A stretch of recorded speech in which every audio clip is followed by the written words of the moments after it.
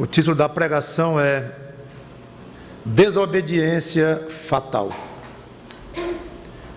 Uma história muito esquisita que ocorreu conforme relatado no livro que nós conhecemos como 1 Reis, capítulo 13. Uma passagem longa, um capítulo praticamente inteiro, vocês prestem bem atenção. Estamos aqui mais ou menos em 900 anos antes de Cristo. O reino dividido, tinha acabado de ser dividido em duas bandas, em duas partes. Reino do norte, que ficou com Jeroboão, reino do sul com Roboão, filho de Salomão. Reino do norte com muito mais tribos, 9 tribos e meia. E Jeroboão era o que tornou-se o rei desta parte do norte, que se rebelou contra o restante. Era um homem idólatra. E ele vai ser envolvido aqui nesta história. Quando falar aqui em Josias, o rei Josias, que vai ser alvo de uma profecia aqui, que será cumprida 350 anos depois disto. Então, é uma história interessante e o final não é muito feliz, não. Também, desobediência fatal não poderia ser feliz, de fato, uma história assim. 1 Reis, capítulo 13, versículos 1 em diante. Diz assim: Eis que, por ordem do Senhor, veio de Judá a Betel um homem de Deus. E Jeroboão, o tal do rei idólatra, estava junto ao altar para queimar incenso. Clamou o profeta contra o altar, por ordem do Senhor, e disse: Altar, altar. Assim diz o Senhor: Eis que um filho nascerá à casa de Davi, cujo nome será Josias, o qual sacrificará sobre ti os sacerdotes dos altos que queimam sobre ti incenso, e ossos humanos se queimarão contra ti. Deu naquele mesmo dia um sinal, dizendo: Este é o sinal de que o Senhor falou. Eis que o altar se fenderá e se derramará a cinza que há sobre ele. Tendo o rei ouvido as palavras do homem de Deus que clamara contra o altar de Betel, Jeroboão estendeu a mão de sobre o altar, dizendo: Prendei-o. Mas a mão que estendera contra o homem de Deus secou e não a podia recolher. O altar se fendeu e a cinza se derramou do altar, segundo o sinal que o homem de Deus apontara por ordem do Senhor. Então disse o rei ao homem de Deus: Implora o favor do Senhor teu Deus e ora por mim, para que eu possa recolher a minha mão. Então o homem de Deus implorou o favor do Senhor, e a mão do rei se recolheu e ficou como antes. Disse o rei ao homem de Deus: Vem comigo à casa e fortalece-te, e eu te recompensarei. Porém o homem de Deus disse ao rei: Ainda que me desses metade da tua casa, não iria contigo, nem comeria pão, nem beberia água neste lugar. Porque assim me ordenou o Senhor pela sua palavra, dizendo: Não comerás pão, nem beberás água, e não voltarás pelo caminho por onde foste. E se foi por outro caminho, e não voltou pelo caminho por onde viera a Betel. Morava em Betel um profeta velho. Vieram seus filhos e lhe contaram tudo o que o homem de Deus fizera aquele dia em Betel. As palavras que disseram ao rei, contaram-nas ao seu pai. Perguntou-lhes o pai: Por que caminho se foi? Mostraram seus filhos o caminho por onde fora o homem de Deus que viera de Judá. Então disse a seus filhos: Albardai-me um jumento. Albardaram-lhe o jumento e ele montou. E foi após o homem de Deus. e achando-o sentado debaixo de um carvalho, lhe disse: És tu o homem de Deus que vieste de Judá? Ele respondeu: Eu mesmo. Então disse-lhe: Vem comigo à casa e come pão.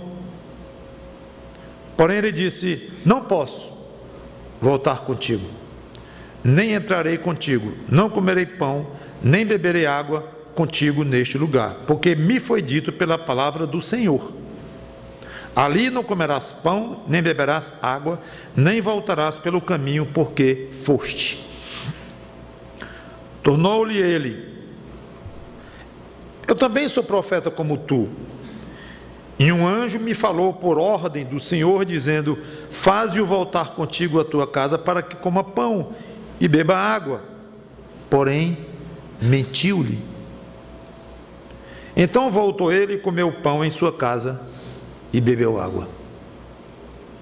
Estando ele à mesa, veio a palavra do Senhor ao profeta que o tinha feito voltar, e clamou ao homem de Deus que viera de Judá, dizendo: Assim diz o Senhor: Porquanto foste rebelde à palavra do Senhor, e não guardaste o mandamento que o Senhor teu Deus te mandara, antes voltaste e comeste pão, e bebeste água no lugar de que te dissera: não comerás pão, nem beberás água, o teu cadáver não entrará no sepulcro de teus pais. Depois de o profeta, a quem fizera voltar, haver comido pão e bebido água, albardou para ele o jumento. Foi-se, pois, e o leão o encontrou no caminho e o matou. O seu cadáver estava tirado no caminho, e o jumento e o leão parados junto ao cadáver. Eis que os homens passaram e viram o corpo lançado no caminho, como também o leão parado junto ao corpo. E vieram e o disseram na cidade onde o profeta velho habitava.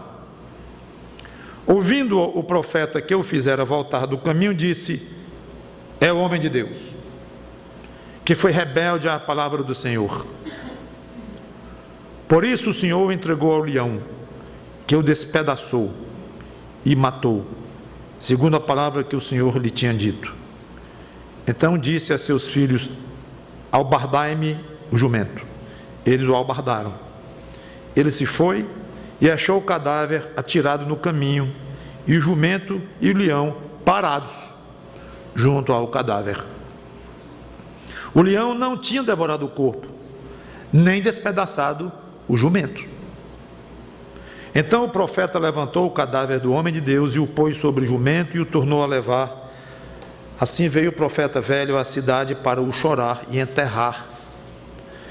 Depositou o cadáver no seu próprio sepulcro e o prantearam, dizendo: Ah, irmão meu. Depois de o haver sepultado, disse aos seus filhos: Quando eu morrer, enterrai-me no sepulcro em que o homem de Deus está sepultado.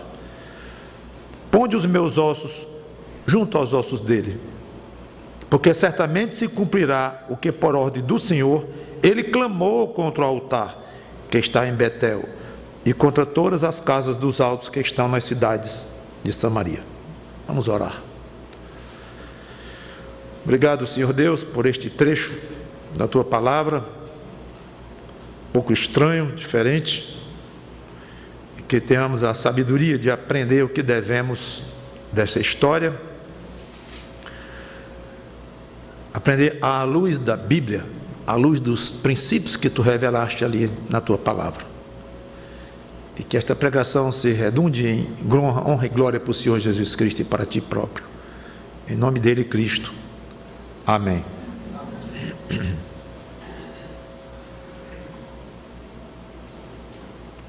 A história começa com um profeta que não sabemos o nome, que veio de Judá, assim era chamado o Reino do Sul, por ordem de Deus, direta. E ele veio, exerceu a sua atividade, tudo indica de uma maneira muito... Tudo indica não, obviamente, de uma maneira muito correta, muito clara, sem deixar dúvidas a que viera, poderoso ele fez uma profecia detalhada, citando o nome do rei, no caso Josias, que viria 350 anos depois para aquele mesmo local e iria sacrificar ossos humanos naquele altar. Então, uma profecia de quase 4 séculos para ser cumprida, e com o detalhe do nome e de onde ele tinha vindo, de Judá. 2 milagres em pouco tempo, o homem de Deus fez ali. Corajoso, porque se opôs ao rei, fiel a Deus, fez o seu trabalho de maneira perfeita, e volta para casa como Deus mandou. Não coma, não beba ali em Betel, e volte por outro caminho. O motivo disso não sabemos exatamente, talvez para não haver comunhão dele ali naquele lugar tão degenerado espiritualmente.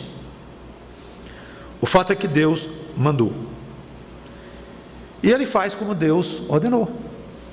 Aí entra em cena um outro profeta que causa estranheza à existência dele. Inclusive os autores, estudiosos bíblicos, eles até discutem um pouco entre si. Uns acham que era um falso profeta, o outro, o velho, que mentiu, e que não era profeta de Deus coisa nenhuma.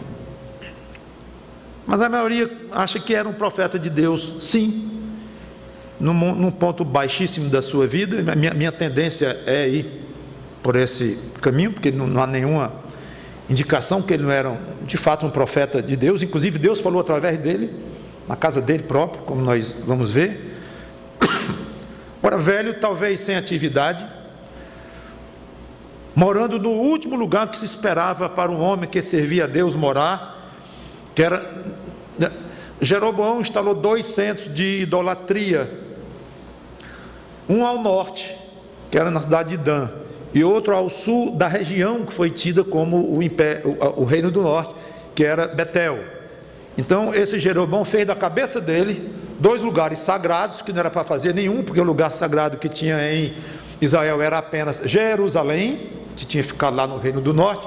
Mas Jeroboão revoltou-se contra Roboão, criou esse reino, não criou, mas iniciou-se então nesse reino, e estabeleceu da cabeça dele 2 pontos de idolatria e de adoração. Nomeou os sacerdotes da cabeça dele, e fez tudo do jeito dele, de uma maneira absurdamente idólatra, arrogante contra Deus. Então estava esse velho profeta com a família, porque fala dos filhos dele, morando lá neste antro de idolatria, que era Betel. Pela segunda vez, o homem de Deus foi fiel.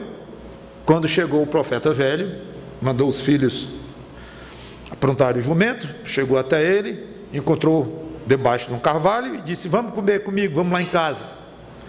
E ele disse: não vou, não posso ir, Deus proibiu de eu comer ou beber aqui. Obviamente ele estava descansando,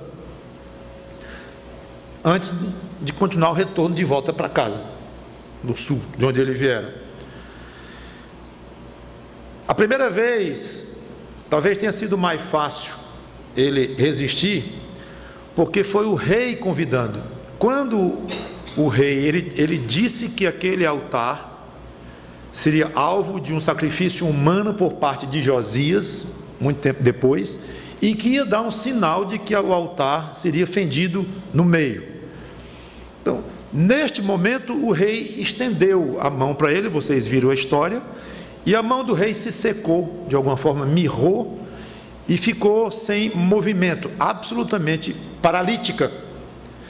E o rei se apavorou, claro, e de arrogante, de ter mandado prender o profeta, tanto que ele apontou para o profeta dizendo: prendei-o. Nesse momento o braço dele ficou paralisado. Ele apavorou-se e pediu ao profeta: por favor, implora a Deus. Ficou crente de repente, né? Creu em Deus rapidamente, e resolveu ser humilde de repente. Que coisa, para você ver como é fácil as pessoas recorrerem a Deus de uma maneira errada, por puro egoísmo, por pura necessidade pessoal. O fato é que o homem de Deus interferiu diante de Deus, Deus curou a mão do rei, que voltou a ser como antes, ele recolheu a sua mão, aí ficou todo satisfeito com o profeta, convidou o profeta para ir na casa dele, no palácio dele, para comer lá, queria pagar o profeta, recompensar com bens, ou seja lá com o que fosse, e o profeta, de uma maneira muito corajosa, firme até seca, disse talvez mais do que seria necessário. Poderia ter dito: não, não vou. Não, você pode me dar metade de tudo que você tem, eu não vou de jeito nenhum. Ele foi muito duro com o próprio rei, de maneira bonita, mostrando uma fidelidade. Então ele passou na primeira prova, voltou para casa do jeito que Deus mandou. Aí agora vem um colega velho, mais velho do que ele, se dizendo profeta também, pelo que a Bíblia diz, era. A Bíblia não dá a entender que era um falso profeta. Vamos comer comigo. Ele diz: não, não posso, porque Deus me disse para não fazer isto. Aí vem o outro e mente, engana, dizendo: não, mas um anjo de Deus mandou me dizer que tu podes ir. Eu quero duas observações aqui fazer. Primeira, um tanto quanto óbvia, o perigo de ser enganado por alguém que se diz crente, falando coisas de Deus. Quando eu falo assim, se diz crente, pode ser e pode não ser. Se diz, pode ser corretamente, ou se diz erroneamente, não importa. Em outras palavras, o perigo de ser enganado por qualquer pessoa, crente, ou claro, no caso de crente, de se dizer crente é mais complicado, porque a pessoa tende a dar mais crédito a alguém que se diz crente, que conhece a Bíblia e tudo. O perigo de ser enganado por pessoas falando coisas de Deus, ou em nome de Deus. Este é um problema que não é pequeno na nossa vida. Até que ponto nós vamos considerar o que dizem para nós, coisas, sei lá, religiosas, espirituais, até que ponto aquilo é de Deus? E até que ponto não é de Deus? Isso não é problema pequeno, não. Especialmente para crentes que nós chamamos de carismáticos, que creem em revelações especiais ainda hoje, e sonhos e coisas desse tipo, que nós, batistas regulares, não cremos que Deus se revela mais de maneira normal nesta forma, mas eu fico imaginando o tamanho da angústia de alguém que realmente diz que crê, e eu acredito que crê mesmo. Quando chega um irmão que conta que teve uma revelação de noite, dizendo isso, teve uma visão, qual é o limite? Onde é que passa a linha? Como é que sabe que veio de Deus mesmo, ou não veio de Deus? O problema que aquele homem se encontrou não foi pequeno, não. O profeta, o primeiro. Segunda coisa, eu vou tocar nesse ponto ainda, eu quero chamar a atenção, é a honestidade da Bíblia. Como eu disse, alguns acham tão constrangedor dizer que um profeta mentiu para o outro e causou a morte do outro, que talvez acham melhor dizer: não, ele não era profeta não. Um profeta mesmo, de verdade, não faz isso não. Era um falso profeta. Profeta de Baal, profeta pagão desse aí, um Balaão desse aí. Não creio. A Bíblia, eu não brigo por isto, mas penso que o que se trata aqui é de uma revelação muito honesta, corajosa das Escrituras, que obviamente teriam de ser assim, uma vez que vem de Deus. Sempre é bom lembrar que os profetas eram homens como nós, sujeitos às mesmas fraquezas.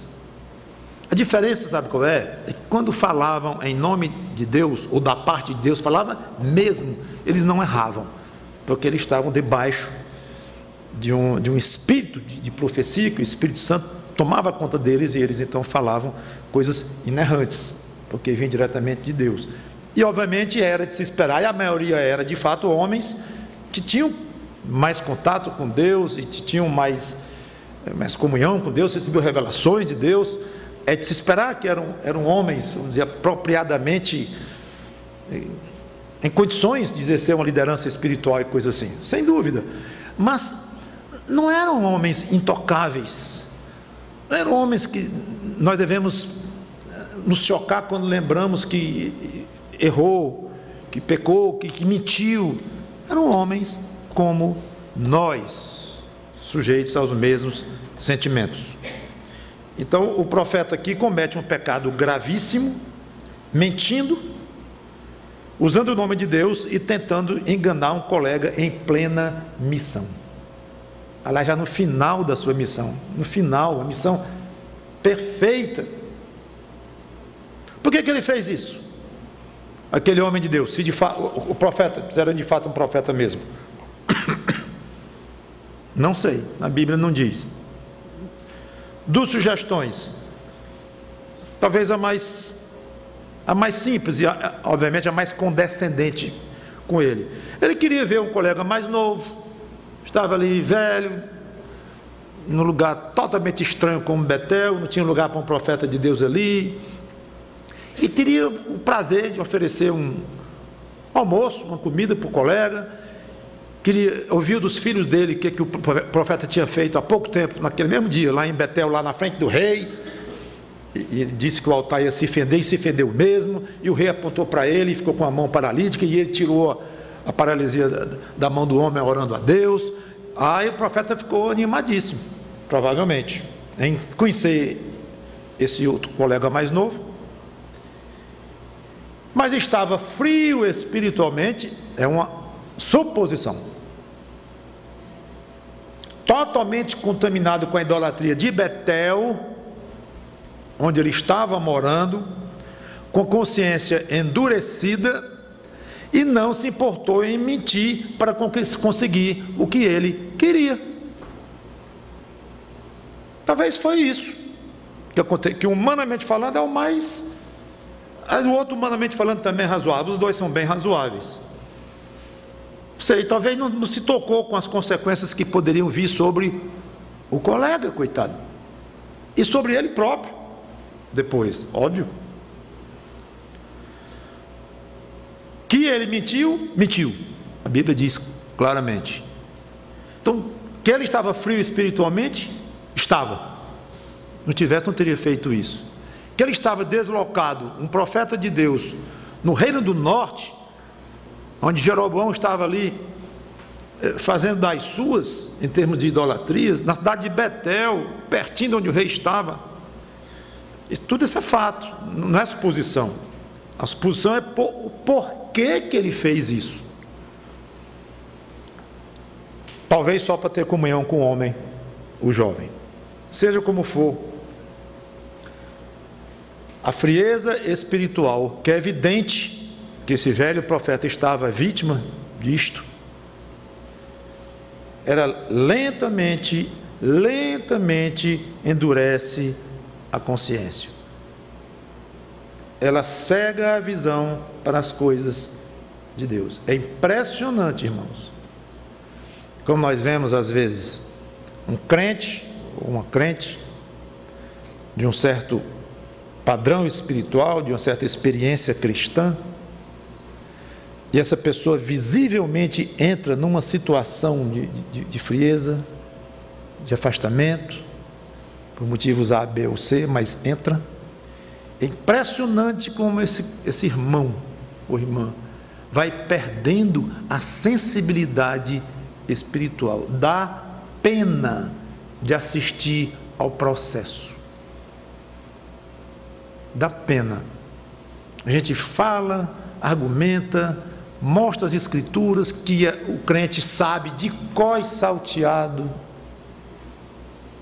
mas não reage. Não reage. Os mesmos olhos, o mesmo cabelo, a mesma pessoa de 2 anos atrás, mas a atitude espiritual completamente diferente. Muito cuidado. O próprio Espírito Santo pode lhe advertir que você está esfriando. E ele usa pessoas também para isto. Porque é tão lento, o diabo é tão sagaz, que pode vir de uma forma quase imperceptível. Preste muita atenção quando pessoas que você ama e que você respeita e que você sabe que lhe amam, dizem algo como: fulano está distante. Abra os ouvidos, abra o coração. Fulano está distante. Fulano está diferente. O que está havendo? Não, a primeira reação que nós temos é essa. Não, nada, está tudo bem. É só impressão. Eu passei porque eu com umas crises aí de virose e sei lá o quê. Mas está tudo bem. Tá. Cuidado quando pessoas disserem para você: você anda meio diferente. Esse diferente quer dizer piorando. O que está acontecendo com você? Preste atenção. Preste atenção. Segunda possibilidade com relação a esse profeta: simplesmente invejoso. Morreu de inveja. Quando os filhos dele chegaram: papai, tu não sabe, lá em Betel chegou um homem, um profeta lá de Judá, e foi fantástico. Fez uma profecia que um homem chamado Josias iria sacrificar naquele mesmo altar. Disse que o altar ia se fender em 2. O rei apontou para ele, mandando prender. Ele botou o homem paralítico, depois reverteu. Aí o altar se fendeu na hora, na frente de todo mundo ali. Fantástico. Aí o rei enlouqueceu por ele, papai, e convidou o homem para ir para a casa do rei e para comer com o rei. E o rei queria dar coisa para o homem, e ele não quis de jeito nenhum. E o rei e o profeta pode ter ficado com ciúme, com inveja. Eu vou pegar esse camarada? Não sei. É uma segunda possibilidade, em que ele fez consciente. Quer dizer, consciente ele fez, mas o propósito pelo que ele fez: simplesmente frio espiritualmente, mentiu porque queria que levasse o homem para a casa dele, sem grandes considerações além disto. Como eu falei, é mais condescendente com ele, embora estivesse muito ruim espiritualmente. Segunda, um homem que estava tão ruim, que deixou-se envenenar pela inveja e resolveu mesmo prejudicar o ministério do outro, que estava num sucesso. Claro, o homem brilhou intensamente naquele dia, diante do rei. Seja como for, com fome, com sede, cansado, esgotado, não é fácil você enfrentar um rei e depois fazer um milagre contra, depois a favor dele, e outro milagre. Tudo que ele fez ali devia estar esgotado, se sentindo muito frágil. E a pergunta que vem à mente é: ele vai? Homem de Deus, vai? Vai cair nessa? A resposta nós já vimos: sim, ele foi. Ele caiu nessa. A situação é clara. Primeiro, recebeu uma ordem direta de Deus: não come, não beba, não coma, não beba aqui, e volte por outro caminho. Pronto. Ordem de Deus. Depois, um outro profeta desconhecido chegou lá no jumento. Ele estava descansando embaixo da figueira. Chegou outro no jumento e disse: sou profeta como tu. Se auto-identificou, apesar de, como já comentei, parece que era mesmo, que a Bíblia assim não dá a entender que ele não era. Mas o fato é que ele se auto-identificou. Diz que recebeu uma ordem de um anjo de Deus, dizendo só o contrário: pode beber e comer. Uma encruzilhada terrível que aquele homem se sentiu.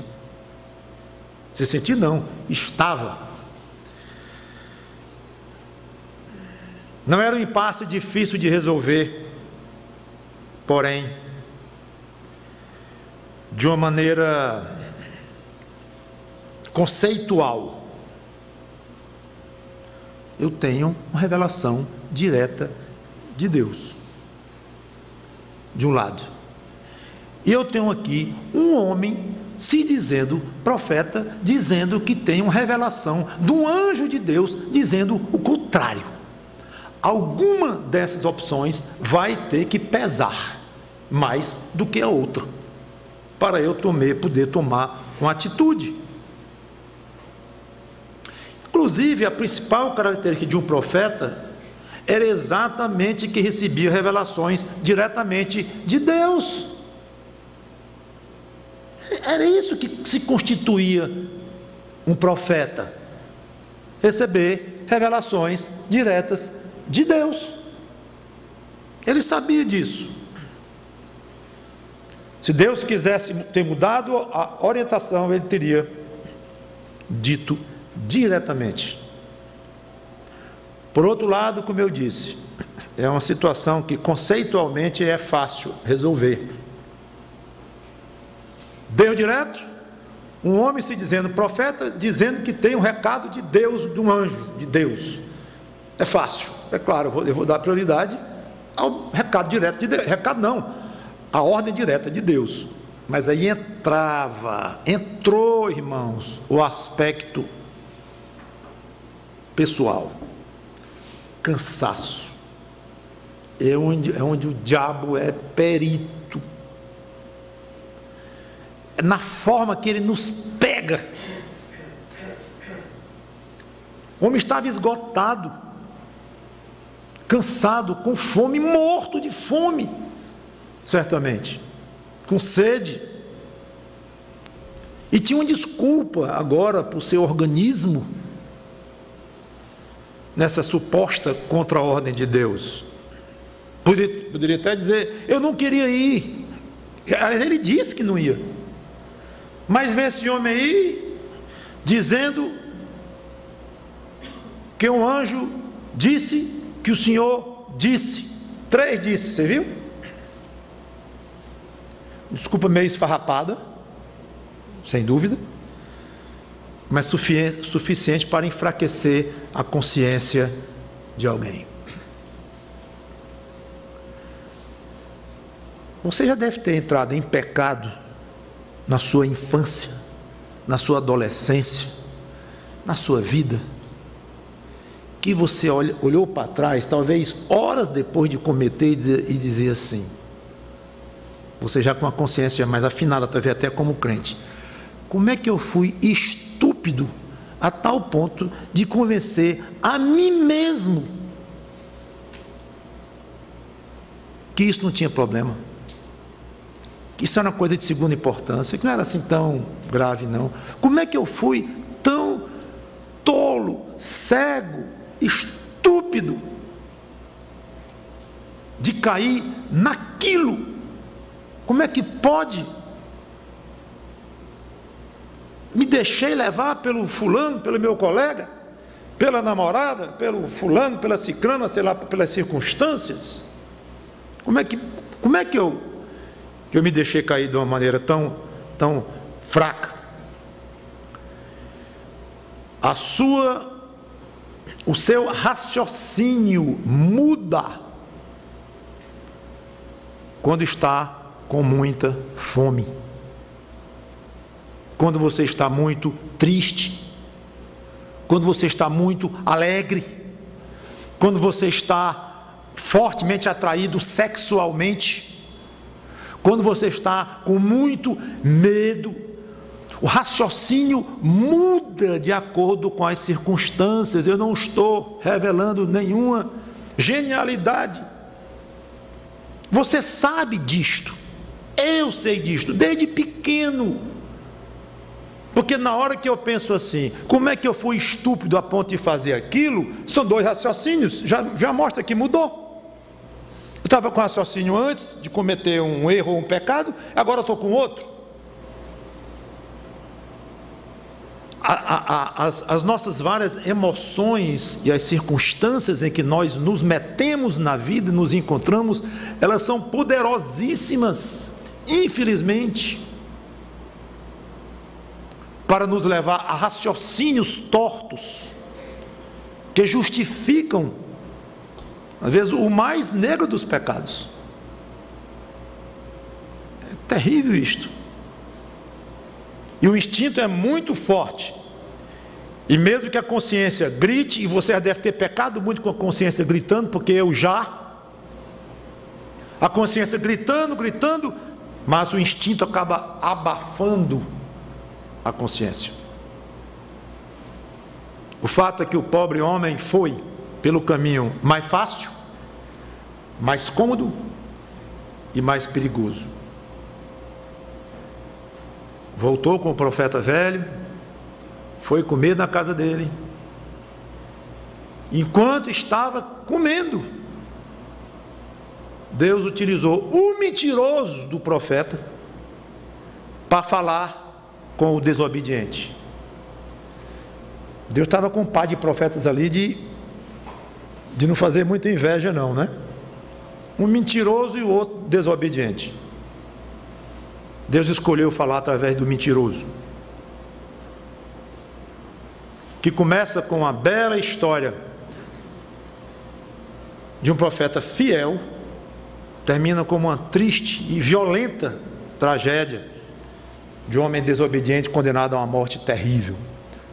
A profecia que Deus mandou o profeta mentiroso dizer para o desobediente foi: você não vai entrar no sepulcro dos seus pais. Foi uma maneira muito leve de Deus dizer: você vai morrer fora da sua terra, fora da sua cidade, porque você não vai ser nem enterrado com seus pais lá. Mas ficou vago, quando, como e tal. Horas depois, este homem estava despedaçado por um leão.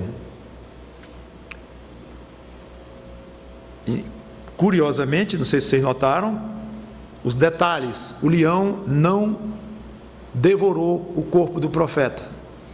Parece que não estava com fome. Geralmente ataca quando está com fome, para comer. Às vezes o animal ataca por proteção também e tal.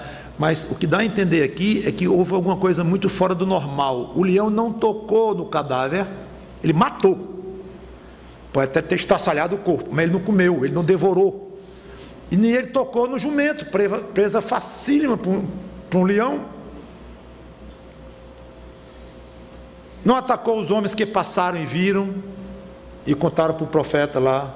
Aí lá vem o profeta de volta para ver o cadáver do outro. O leão ainda estava lá, não atacou o profeta. Esse leão não atacou ninguém. Os instintos totalmente cancelados, por enquanto, porque o próprio leão tinha uma missão clara de Deus: mate aquele profeta, ponto. Uma morte encomendada por Deus, absolutamente encomendada. Não mate nem um jumento, seu leão. Você está proibido.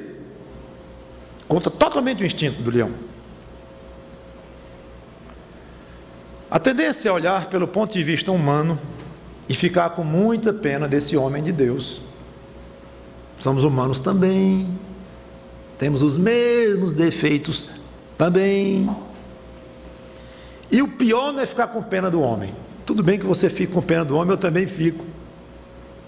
O pior é olhar de banda para Deus. O pior pode acontecer com você lendo uma história dessa: olhar para Deus estranhando, esquisito. Que Deus é esse? Que bondade é essa? Que amor é esse? Que maneira de recompensar um profeta fiel, como aquele homem foi na primeira parte do dia. Maneira estranha. Este é o perigo. Porque além de você não aproveitar coisa nenhuma das lições, você ainda vai se prejudicar com esse tipo de reação. Não é sábio agir assim. Não ceda a esta tentação. Porque na realidade, Deus não vai agir pelo que você acha certo. Eu sei que você é muito importante, Eu sei que você provavelmente é a pessoa mais importante desta sala, sem dúvida. Alguém tem dúvida que você é a pessoa mais importante dessa sala? Que sala? Desta cidade. Vamos colocar logo o país inteiro, tirando alguns políticos aí megalomaníacos. Talvez você ache que seja a pessoa mais importante, mais especial, sei lá. Sendo ou não, lamento muito, Deus não vai agir de acordo com o que você acha razoável, nem está muito preocupado com o que você vai interpretar os caminhos dele. Talvez muito mais sábio é você pensar assim: ora, eu acho que se alguém tem que compreender o caminho de outro, sou eu. Tentar compreender, aceitar os caminhos de Deus, pelo menos de aceitar, mas não compreender no sentido de julgar depois. Bom, eu vou tentar compreender. Não compreendi muito bem, logo está muito esquisito, e você então julga. O problema não é tentar compreender. Não é um problema. O problema é o que você faz com isto. Quando você não consegue ou quando consegue, não importa. Mas o que é que você faz em compreender ou não os caminhos de Deus? Você julga Deus, se posiciona com relação a Deus e passa um julgamento. Eu acho isso aqui de Deus, eu acho razoável, acho legal. Esse negócio, por exemplo, na Bíblia, Adão e Eva, isso aí, acho razoável não. Tá bom, diga outro aí. O Mar Vermelho, eu pensei bem, andei lendo aí que tinha uns ventos que vieram lá do Oriente no momento certo, e que hoje em dia também a ciência já estabeleceu que isso é provável. Então, admito que foi Deus através de um vento, mas exatamente como está na Bíblia, não. Aí você fica passando julgamento para lá e para cá. Pare com isso. Antes de comentar algumas coisas e encerrar, você acha que Deus gostou de ter sido desobedecido? Vamos pensar um pouquinho pelo lado de Deus. Você achou que Deus gostou, foi agradável para Deus ter sido desobedecido na sua autoridade, na sua soberania absoluta e suprema? Você acha que Deus gostou de ter de disciplinar e matar o profeta dele, perdendo um servo valioso, fiel, numa época de tanta idolatria? Pensou nisso? Acha que Deus gostou de expor a fraqueza do profeta e prejudicar o trabalho que ele havia acabado de fazer num belíssimo testemunho diante do próprio rei, mostrando a veracidade da palavra de Deus, fazendo milagres em nome de Deus? O que isso ia prejudicar as coisas de Deus, o nome de Deus? Acha que Deus achou agradável? Claro que não. Ele fez porque achou que era necessário, e tinha outros propósitos para cumprir com tudo isso. Às vezes, é bom lembrar, às vezes Deus não age conforme o coração dele, age contra o coração dele. Pastor, isto é estranho. Eu sei que é estranho, tanto que na teologia a vontade soberana de Deus e aquela vontade mais pessoal, mais agradável, mais cara ao coração de Deus. É importante entendermos isto. Tudo é muito misterioso, não podemos explicar de uma maneira muito simples, que nem entendemos bem, mas essa é uma chave muito valiosa para você compreender muitas coisas da Bíblia. A própria Bíblia diz que a vontade de Deus é que todos os homens viessem a conhecer a salvação. Mas quem salva? É Ele, pela fé. Como é que por Ele todo mundo era salvo e Ele não salva todo mundo? São vontades de Deus que nós temos que saber que existem, não entender perfeitamente, não podemos compreender, mas aceitar que Deus decidiu agir algumas vezes contra o coração dele próprio.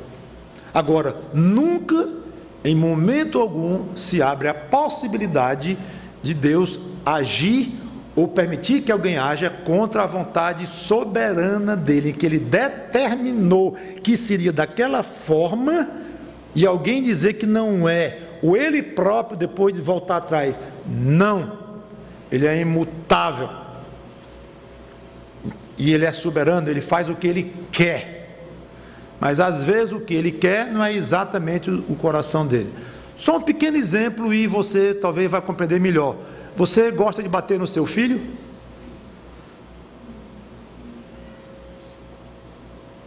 Você, quando bate no seu filho, está fazendo a sua vontade?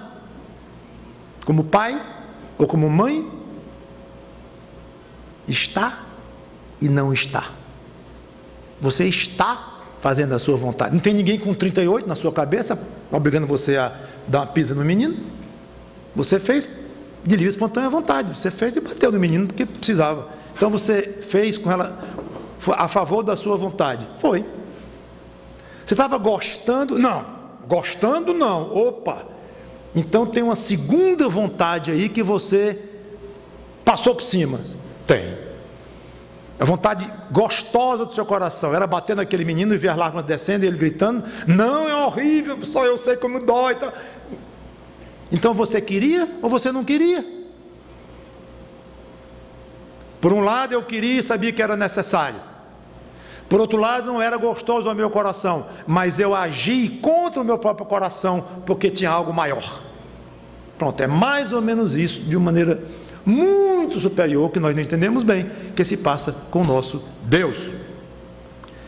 Então quando você vê Deus dizendo assim: um leão vai lhe matar, você não vai ser enterrado no sepulcro dos seus pais, e manda o leão matá-lo, Deus não fez aquilo com o coração alegre. É diferente. Mas ele fez, ele achou que devia fazer. Muito bem. Nunca, eu ia dizer assim, nunca estranhe certos caminhos de Deus.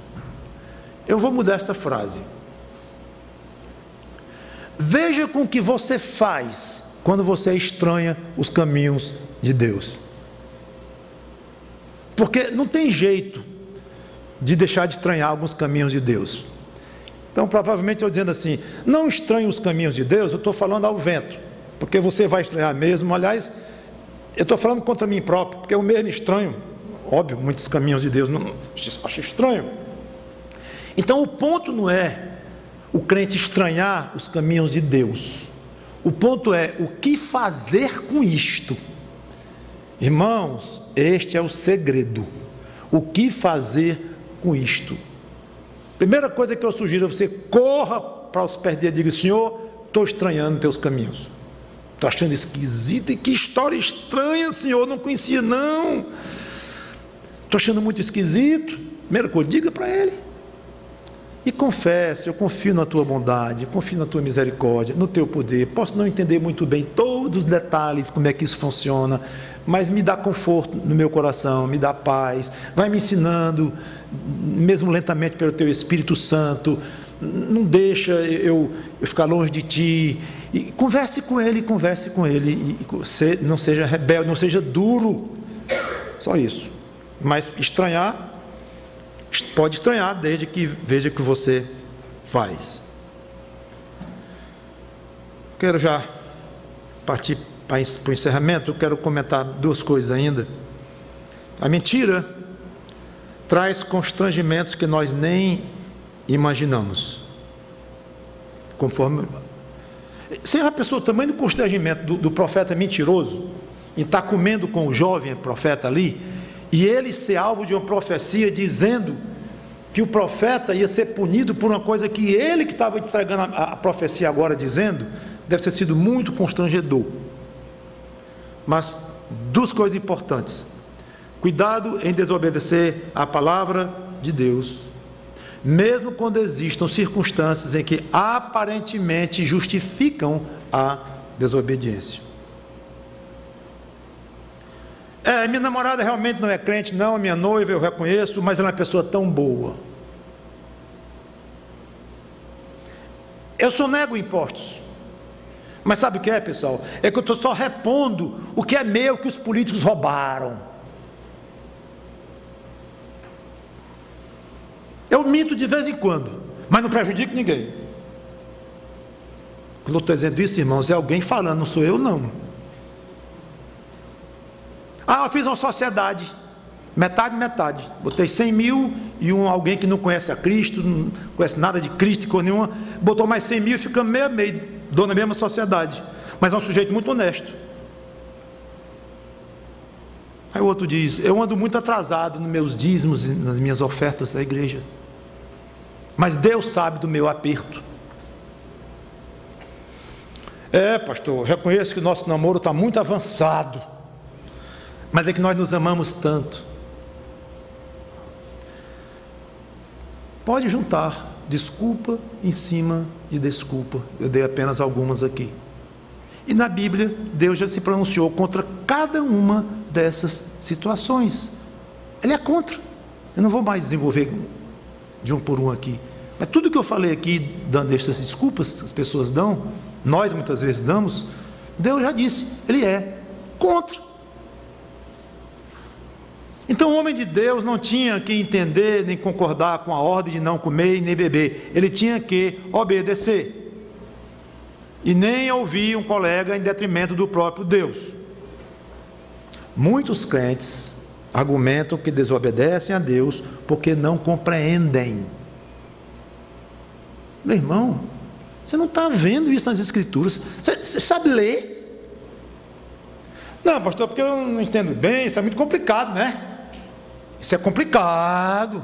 Teologia é um negócio complicado. Homem, não enrole, não. Você não está vendo que está proibido? Eu não compreendo, eu não concordo. Esse eu acho pior do que o que diz que não compreende, que já é grave. Mas tem uns que têm o atrevimento de dizer, pastor, isso aqui eu não concordo não. Como é? Porque você está entendendo o que você está dizendo? Você está entendendo o que está dizendo? E você vê que a Bíblia realmente diz assim, assim, assim. E você na sua vida está fazendo assim, assim, assado. Você está vendo, porque é meio radical, eu não concordo muito bem. Isso é fatal para a sua vida espiritual. Não se deixar de ser crente, mas para a sua utilidade como um crente. Você tem que obedecer, você obedecer ao que você está convencido de que a Bíblia ensina. Hoje em dia, muito em moda, pastores que são donos de igreja, são verdadeiras empresas travestidas de igrejas, e essas pessoas são seguidas à risca pelos chamados fiéis deles. E é muito comum alguém dizer, o pastor diz assim, o pastor diz assado. Rapaz, tem lógica um negócio desse? Não sei, né? Não sei não. Tem lógica um negócio desse? Pastor diz isso aí e tal. Quem sou eu para dizer contra? Um crente desse, ele está na mesma situação do profeta que foi despedaçado pelo leão. Ele desobedeceu a Deus, mesmo com desculpa de que um profeta mais velho ainda e não sei o quê. Não importa, ele foi contra o que Deus disse para ele. Então, não se iluda, a situação é a mesma. Não estou dizendo que Deus vai mandar um leão destruir todo crente que agir desta forma, mas que com certeza Deus olha sob esse prisma e que não vai colar diante de Deus. Não serve, não adianta, você não consegue enrolar Deus não, meu irmão ou minha irmã, botando a culpa no pastor ou no outro, ou no que tem revelação de lá, ou o costume de cá, ou uma discordância pessoal sua. Você trate de obedecer. E a segunda e última consequência é que, a segunda lição que eu quero tirar é que por mais firme que o crente esteja, ele pode cair. Há uma passagem que incomoda um pouco, 1 Coríntios 10 e 12, muitos aqui conhecem, que diz assim, 1 Coríntios 10 e 12.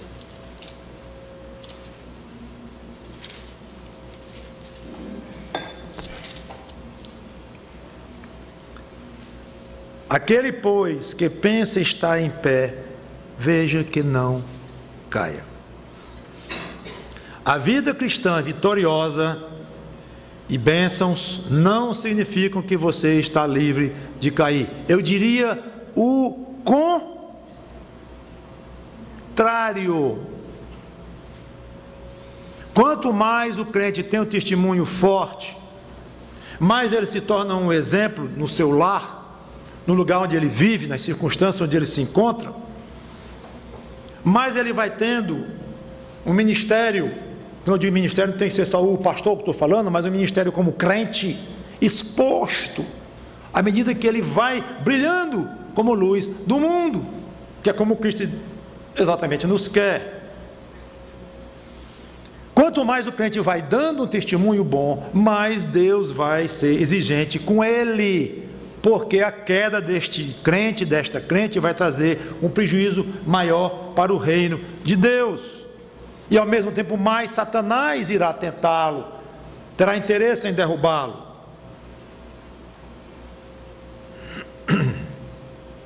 Fico pensando se o pobre homem de Deus não escorregou na armadilha de um pensamento mais ou menos assim: hoje é um dia glorioso para mim, mamãe hoje ia ficar feliz do que eu fiz, orgulhosa da coragem do filho dela, da fidelidade em ter chegado aqui, confrontado um rei, ter feito o que eu fiz ali, morto de fome, e o rei me chamou para comer com ele, o privilégio que eu tive, não fui.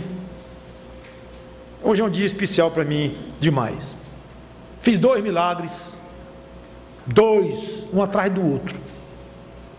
Deus fez meu intermédio, mas por meu intermédio. Sabe de uma coisa? Eu acho que Deus está me dando um prêmio. Deus está me dando um prêmio especial. Ele mudou de ideia.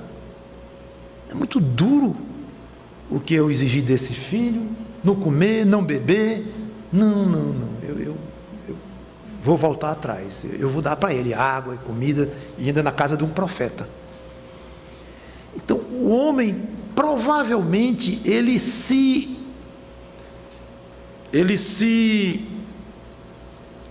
desculpou, mas de uma maneira talvez muito serena, não orgulhosa e vaidosa, não, achando que era razoável.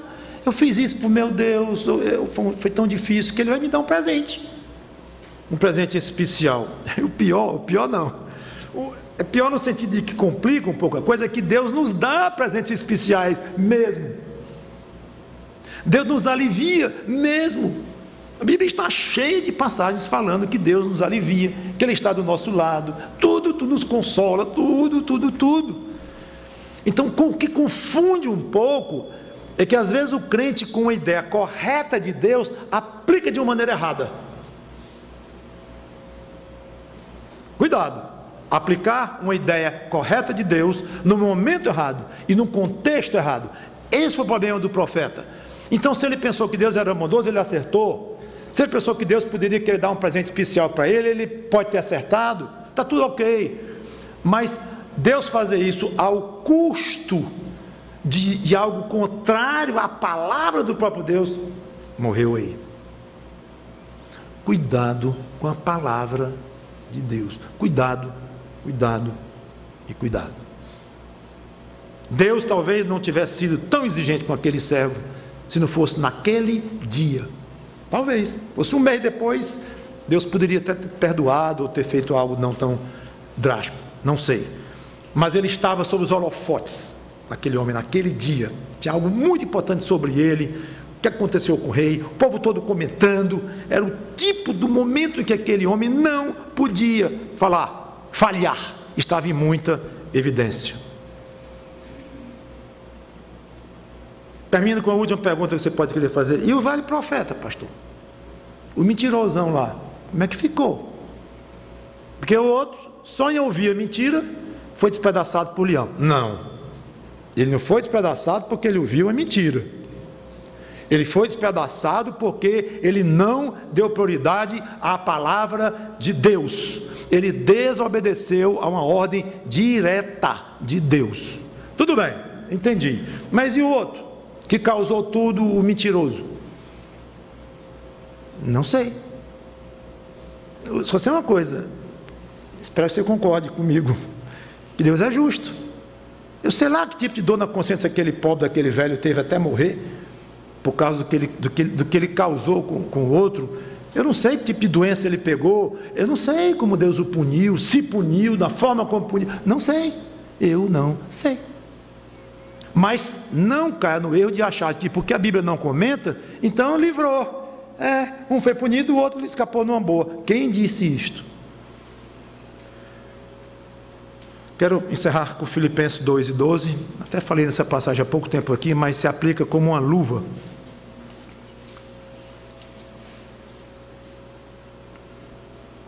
Ao nosso caso.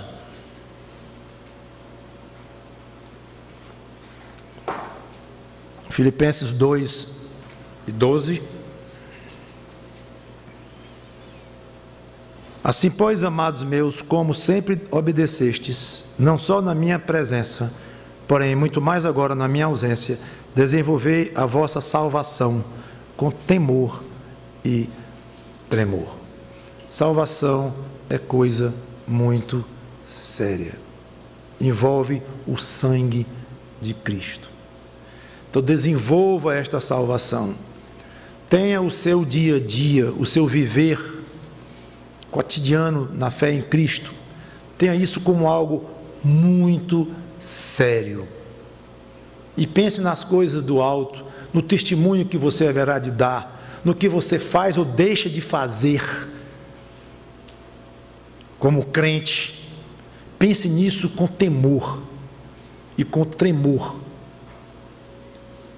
Não com uma leveza que muitas vezes nós vemos algumas pessoas e até nos causa preocupação. Será que está entendendo o tamanho do que é dizer sou crente no Senhor Jesus Cristo? Tenha muito cuidado. Então, para um homem daquele dizer que era profeta e chega lá e afrontando o rei e denunciando um altar e fazendo o altar se fender no meio, fazer tudo o que ele fez ali, é gostoso em termos de situação pessoal, de prestígio. Muito gostoso você dizer que é um crente, que você é filho de Deus, que você vai para o céu, que nada do mundo vai lhe afastar agora de Cristo. É muito gostoso dizer isto. Mas tem um outro lado. É muito sério você dizer isto. Deus vai lhe cobrar por cada atitude sua que você faz como crente. E a última, contrário, a primeira autoridade sobre a sua vida é Bíblia. Se o pastor Mauro disser uma coisa que você acha que é contra as Escrituras, confronte-o, converse com ele, discuta com ele, deixe a igreja, se for o caso.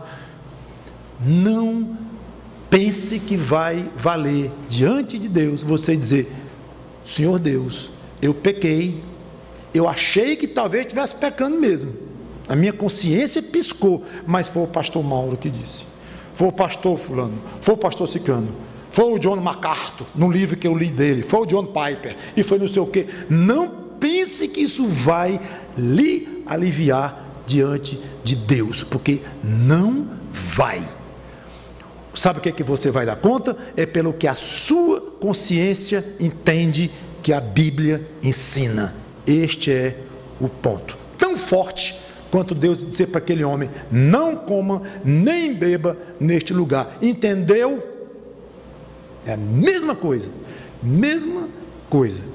E se Deus não mandou um leão para nos despedaçar cada vez que a gente desobedecer, pela misericórdia dele. Mas não deixamos por isso de ofendê-lo, de magoá-lo, de entristecê-lo, de prejudicar o nome de Deus.